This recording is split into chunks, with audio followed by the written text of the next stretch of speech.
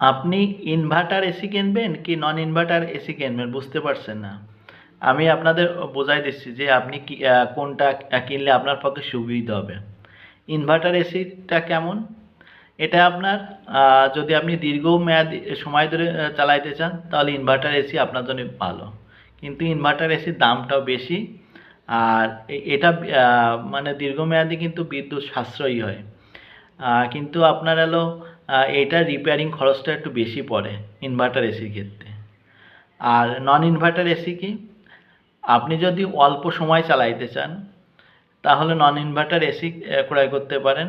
কিন্তু নন ইনভার্টার এসিতে আপনার বিদ্যুৎ খরচটা তুলনামূলকভাবে বেশি আসে এবং আপনি এটা রিপেয়ারিং করতে খরচটা খুবই কম হবে আপনার।